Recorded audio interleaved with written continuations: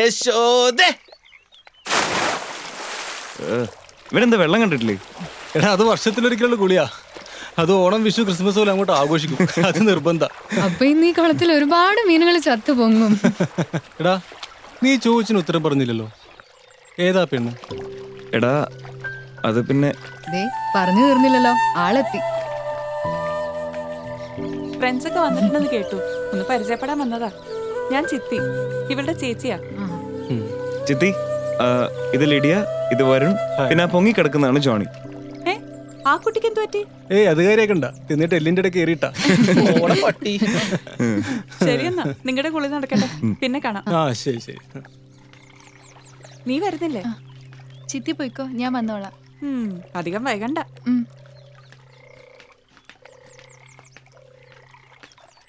ഇയാളെ പരിചയപ്പെടുത്തിയില്ലല്ലോ, ഇതാണ് Ahalya. Hello. Hi. ഇയാൾ ഇറങ്ങുന്നോ? അയ്യോ ഞാനില്ല.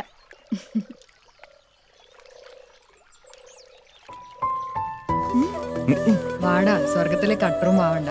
നമുക്കേ ഇനി അവനെ ആക്രമിക്കാം.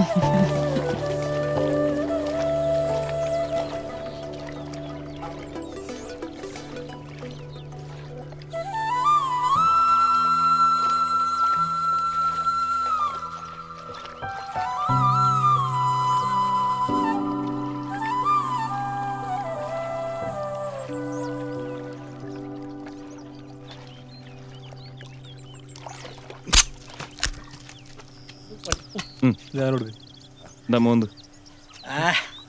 അത് വേണ്ട, ഇതിനകത്ത് തന്നെ ഒഴി. ആഹാ കള്ളു കുടിക്കാണല്ലേ? കള്ളല്ല, നല്ല അസല് വാറ്റും കരിക്കും വെള്ളവും. ഒരു മംഗലശ്ശേരി നീലകണ്ഠ സ്റ്റൈൽ. പോടാ. ചിത്തി അറിയണ്ട, കൊല്ലും. ആ ഇവരുടെ ഒരു ആഗ്രഹമല്ലേ, ഇതിപ്പോ കഴിയും. പ്രശ്നമാവോ? സാരല്ല, ചിത്തി അറിയാതിരുന്നാ മതി. പിന്നെ നിങ്ങളെല്ലാരും അവിടെ ഊണ് കഴിക്കാൻ വിളിക്കുന്നുണ്ട്. അധികം വൈകണ്ടാട്ടോ, താമസിച്ച ചിത്തി ഇങ്ങോട്ട് വരും. എടാ എന്നാ നീ അഹല്യയുടെ കൂടെ ചെല്ലേ. നിങ്ങൾ സംസാരിച്ചിരിക്കുമ്പോഴത്തേക്ക് ഞങ്ങൾ അങ്ങ് വരാം. ശരി. അല്ലെങ്കിൽ ചിത്തിക്ക് സംശയം തോന്നിയാലോ? അതാണ് നല്ലത്, നീ ചെല്ല്. അണ്ണാ ദേ ഇങ്ങോട്ട് ഇങ്ങോട്ട്. ആ ഇന്ന് സുന്ദരിയുണ്ടല്ലോ.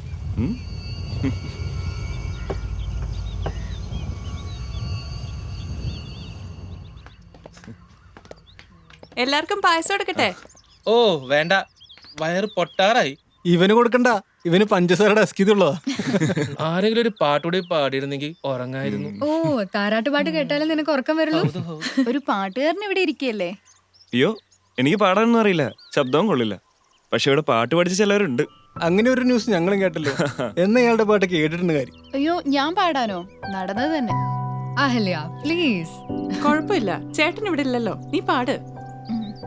വെയിറ്റ്, എങ്ങോട്ടാ? ഇപ്പൊ വരാം. ഓ, എനിക്കിട്ടുള്ള പണിയായിരുന്നു.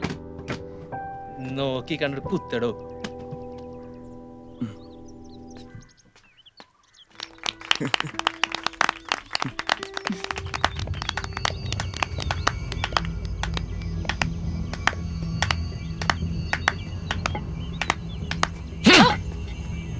സ്വേച്ഛാചാരി ഭവിതുനായം വേശ്യാലയം. എല്ലാരും ഇപ്പൊ ഇറങ്ങിക്കൊള്ള ഇവിടുന്ന്.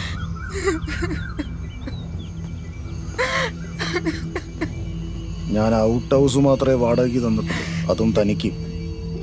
അത് കൂട്ടുകാരോടൊന്ന് പറഞ്ഞു കൊടുത്തേക്ക്, എന്നിട്ട് സ്ഥലം കാലിയാക്കാൻ നോക്കും.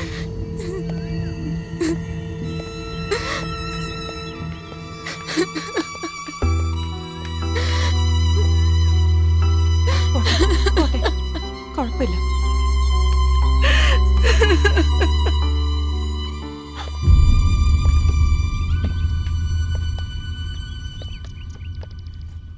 നിങ്ങൾ ഇറങ്ങായോ? പോട്ടെടാ, നീ എത്രയും പെട്ടെന്ന് നിന്റെ വർക്കൊക്കെ തീർത്തിട്ട് അങ്ങോട്ട് പോവാ.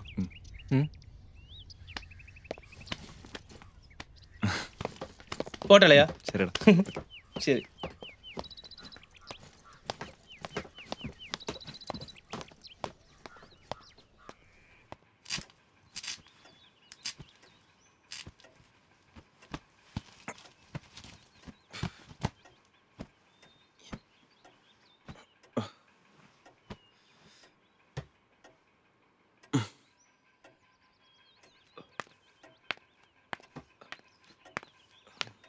ആ ആ. പ്ലാസ്റ്റർ വെട്ടിയോ? ആ. ഇപ്പൊ എങ്ങനെയുണ്ട്? ആ വലിയ കുഴപ്പമില്ല. ഉം. ഇത്ര ദിവസം അനക്കാണ്ടിരുന്നല്ലേ. കുറച്ച് നടന്നാ ശരിയാവും. ഉം. ആ ആ. എനിക്ക് ഇയാളോട് കുറച്ച് സംസാരിക്കാനുണ്ടായിരുന്നു. അഹല്യയെ കുറിച്ചാ.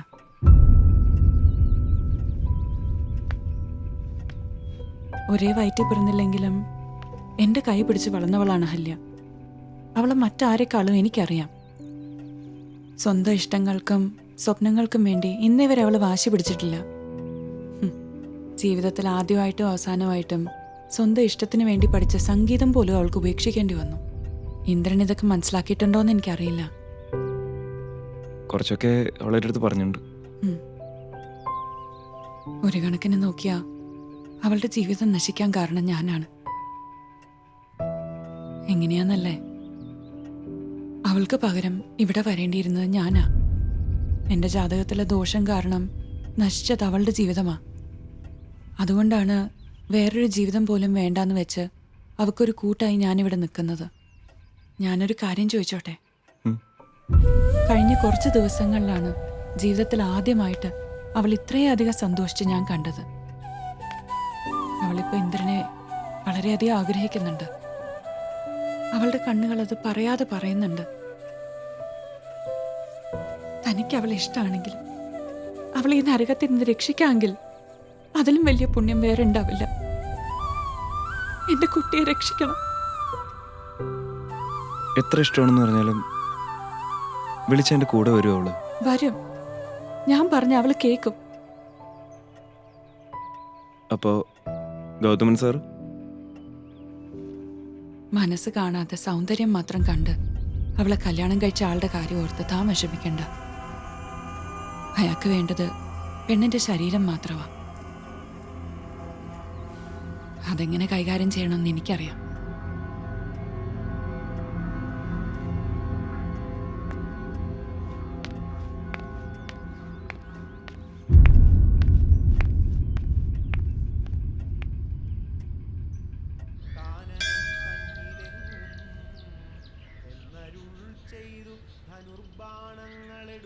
ചിത്തി, നിങ്ങൾ സംസാരിക്ക, ഞാൻ അങ്ങോട്ട് നിൽക്കാം. ഇയാളോട് ഇങ്ങനെ പറയണമെന്ന് എനിക്കറിയില്ല. പറയണോ വേണ്ടെന്ന് ഒരുപാട് ആലോചിച്ചു. പിന്നെ ചിത്തിയോട് സംസാരിച്ചപ്പോഴാണ് എനിക്കൊരു ധൈര്യം വന്നു. ഇയാള് പറഞ്ഞ് ബുദ്ധിമുട്ടണ്ട. ചിത്തി പറഞ്ഞത് സത്യ. എനിക്ക് ഇന്ദ്രനെ ഇഷ്ടമാ. ആ ഇഷ്ടം എന്തുകൊണ്ടാന്ന് ചോദിച്ചാൽ എനിക്ക് അറിയില്ല. ഒരുപക്ഷെ ഇയാളോടൊപ്പം ചെലവഴിക്കുന്ന ഓരോ നിമിഷവും എനിക്ക് സന്തോഷവും കെയറിങ്ങും ഒക്കെ ആയതുകൊണ്ടാവാം. ആ സന്തോഷം ജീവിതകാലം മുഴുവൻ ഒരുമിച്ച് പങ്കിടാൻ തയ്യാറാണോ എന്നറിയാനാണ് ഞാൻ വന്നത്. അറിയില്ല. അങ്ങനൊരു തീരുമാനം എടുക്കാൻ കഴിയുമെന്ന് എനിക്ക് അറിയില്ല. ഇന്ദ്രൻ പൂർണ്ണ മനസ്സോടെയാണോ എന്നെ സ്വീകരിക്കാൻ തയ്യാറായത്? അതെ. എനിക്കില്ലാത്തത് അത് തന്നെയാ. പൂർണ്ണമായും തീരുമാനം എടുക്കാൻ കഴിയാത്തൊരു മനസ്സ്. ഒരു തുലാസിൽ തൂക്കിയ തന്നോടുള്ള ഇഷ്ടത്തിന്റെ തട്ട് തന്നെയാണ് താന്നിരിക്കുന്നത്. ഉയർന്ന തട്ടിൽ കുടുംബക്കാരും സമൂഹവും എല്ലാം ചേർന്നൊരു വാൾ കെട്ടിയിട്ടുണ്ട്. അത് ചിലപ്പോ എൻ്റെ മാത്രമല്ല, തൻ്റെയും ജീവിതം ഇല്ലാതാക്കും. അതുകൊണ്ട് എൻ്റെ കൂടെ വരില്ല എന്നാണോ? അങ്ങനെയാണ് ഞാൻ തീരുമാനിക്കുന്നെങ്കിൽ എന്നെ വെറുക്കരുത്. എന്നോട് ക്ഷമിക്കണം.